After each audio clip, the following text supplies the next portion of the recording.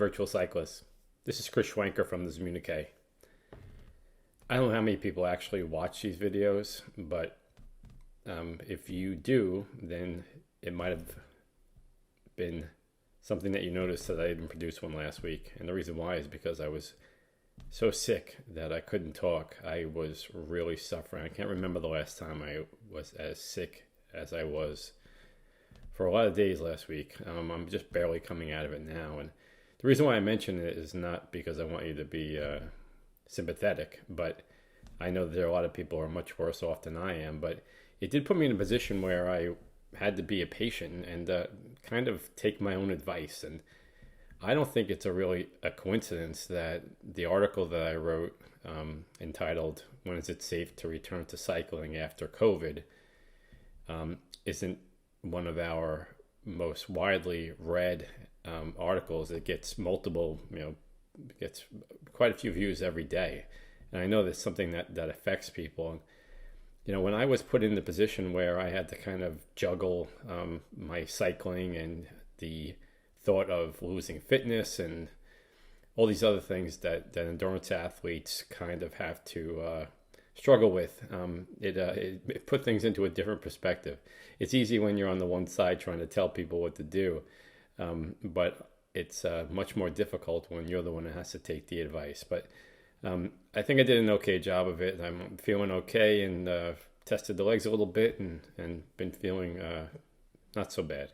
But I must admit, it was something. And it made it very clear to me that if I didn't take my own advice, that I could certainly have caused significant harm to myself. It was that bad. But anyway, it also kind of makes me think that, that I wrote an article about Tatum Jewell. He was a physician who didn't take his own advice, and he ended up collapsing and going to the hospital with significant cardiac issues. And it happens. It really does. It's something that's really significant.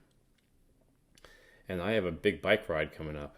And when I mean big, I mean big. I'm riding my bike across the country, 3,500 miles, to raise awareness for the Dirt Dad Fund that I speak about on these videos all the time. It's going to be a great trip, but that also added to the suffering because I'm worried that I may not be prepared for the trip or worse. And, that made it more difficult to take my own advice. But luckily things are headed in the right direction, and they can for everybody if we're sensible about what we do. Okay, so we're going to have some decent content again this week. I wrote a pretty fun article about the differences between a sprain and a strain, and a cramp and a stitch, and a little bit of knowledge about some of the things that affect cyclists on a fairly common basis. Nice e-racer interview on Eleanor Weissman. She's quite a talent, and she's quite interesting. Some new research on the specific muscle groups that are used during cycling, and there are some tidbits in there about things that we don't really think about. And then I also came across this article written about Zwift and virtual cycling, and there are some interesting points, and I hope that it starts a debate.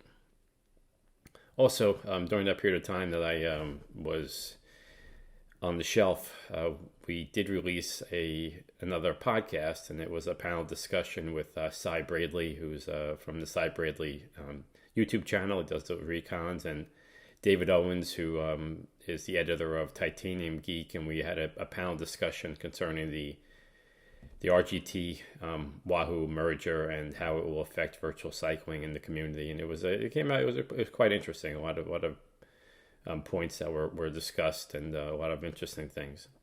So I really appreciate it. I'm happy to have the opportunity to be speaking, and I look forward to the next couple of weeks getting ready for my trip, leaving in the beginning of June. All right. Thank you very much, and I really appreciate the support. I did create a page on the Zom with details about my trip. It's I'm calling it the Dirt Dad Fundo, and you can find the page on the site. And there's also a form there if you want to pledge. I'm trying to get 60 people to pledge, one for each day of my trip, and it's going well, and I just would urge people to support. Things are tough for everybody, especially members of the virtual cycling community.